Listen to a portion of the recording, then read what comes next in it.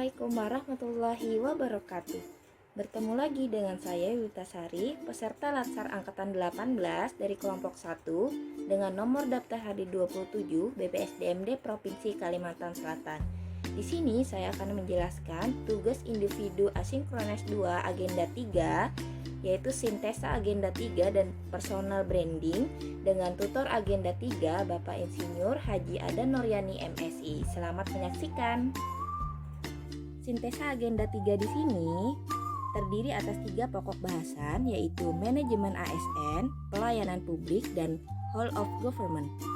Manajemen ASN di sini, ASN sendiri memiliki tugas, salah satu tugasnya adalah memberikan pelayanan publik. Nah, di sini ada keterkaitan dari manajemen ASN dengan pelayanan publik. Kemudian ASN itu sendiri juga memiliki 3 pokok tugas, yaitu melaksanakan kebijakan, memberikan pelayanan publik, dan mempererat persatuan dan kesatuan bangsa. Dengan menjalankan 3 peran tersebut, maka muncullah konsep whole of government. Nah, di sini yang pertama ada manajemen ASN. Manajemen ASN adalah pengelolaan ASN untuk menghasilkan pegawai ASN yang profesional, memiliki nilai dasar, etika profesi, bebas dari intervensi politik, dan bebas dari praktek KKN. Nah, apa sih kedudukan dan peran ASN itu sendiri? Kedudukan dan peran ASN termuat dalam Undang-Undang Nomor 5 Tahun 2014 tentang Aparatur Sipil Negara. Kedudukan ASN adalah unsur aparatur negara yang menjalankan kebijakan pimpinan instansi pemerintah serta harus bebas dari pengaruh intervensi semua golongan dan partai politik. Kemudian peran ASN sendiri adalah perencana, pelaksana, dan pengawas penyelenggaraan tugas umum pemerintahan dan pembangunan nasional melalui pelaksanaan kebijakan dan pelayanan publik. Berikutnya, fungsi ASN ada 3. Yang pertama pelaksana kebijakan publik, yang kedua pelayan publik, dan yang ketiga perekat dan pemersatu bangsa.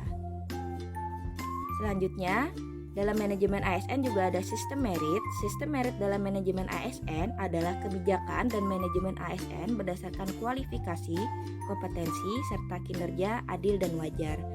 Kemudian prinsip dari sistem merit, yang pertama ada keadilan dan kewajaran, yang kedua objektif yaitu tepat sasaran, yang ketiga berbasis kinerja.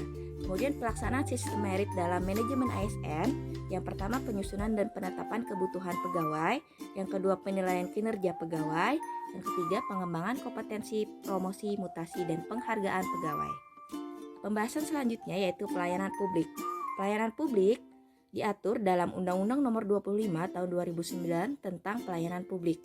Pelayanan publik sendiri adalah pemberian layanan kepada masyarakat sesuai aturan dan tata cara untuk memberikan kepuasan kepada masyarakat. Nah, apa yang menjadi dasar dari pelayanan publik? Di sini pelayanan publik harus dilaksanakan karena pelayanan publik merupakan hak setiap warga negara. Yang kedua, pelayanan publik diselenggarakan dengan pajak yang dibayar oleh warga negara. Yang ketiga, pelayanan publik diselenggarakan untuk kemajuan bangsa. Yang keempat, pelayanan publik dilaksanakan untuk memberi perlindungan kepada warga negara. Selanjutnya ada prinsip pelayanan publik. Prinsip pelayanan publik di sini ada 9. Yang pertama ada partisipatif. Partisipatif artinya melibatkan masyarakat dalam pelayanan publik. Kemudian yang kedua ada transparan, artinya pelayanan publik dilaksanakan secara terbuka dengan adanya ketahuan atau masyarakat tahu akan pelayanan publik yang dilaksanakan. Kemudian ada responsif, yaitu melaksanakan aspirasi dari masyarakat itu sendiri. Yang keempat ada non-diskriminatif, artinya pelayanan publik tidak membeda-bedakan latar belakang dari masyarakat. Yang kelima ada mudah dan murah, artinya dalam memberikan pelayanan publik persyaratan yang diperlukan harus mudah dipenuhi dan pelayanan publik itu sendiri juga biayanya terjangkau oleh masyarakat. Kemudian pelayanan publik itu efektif dan efisien, artinya berjalan sesuai dengan tujuan yang ingin dicapai, dan pelayanan publik itu juga aksesibel, artinya mudah dijangkau oleh masyarakat. Kemudian pelayanan publik akuntabel, artinya dilaksanakan dengan penuh tanggung jawab, dan pelayanan publik juga berkeadilan, artinya melindungi masyarakat yang lemah.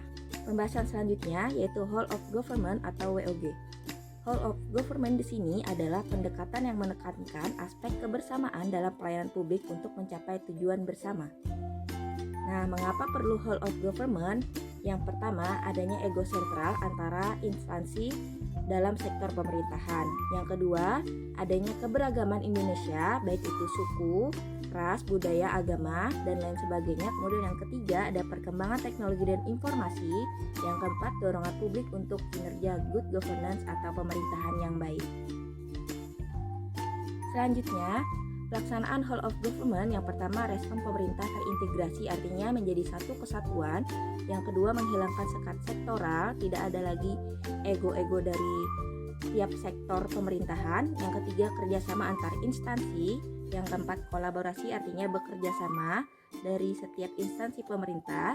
Yang kelima, koordinasi, menjadi satu kesatuan. Dan yang terakhir, sinergitas, artinya berinteraksi secara seimbang dan harmonis. Selanjutnya, personal branding dari saya mengenai 3 agenda yang sudah disintesa tadi, yaitu manajemen ASN, pelayanan publik, dan whole of government adalah sebagai ASN kita yang pertama menjalankan tugas pokok dan fungsi secara profesional dan akuntabel atau bertanggung jawab. Yang kedua, mematuhi kode etik dan memberikan layanan terbaik kepada masyarakat. Yang ketiga, berkolaborasi demi mencapai tujuan bersama. ASN yang hebat tahu apa yang harus diperbuat dan selalu ingat dijual sis, yaitu disiplin, jujur, dan akuntabel dalam menjalankan tugas sebagai ASN, dan syukur, ikhlas, dan sabar agar pekerjaan yang berat menjadi ringan. Baiklah, sampai di sini dulu penjelasan dari saya mengenai sintesa agenda 3 dan personal branding. Terima kasih kepada tutor agenda 3, Bapak Insinyur Haji Adan Nuryani MSI. Wassalamualaikum warahmatullahi wabarakatuh.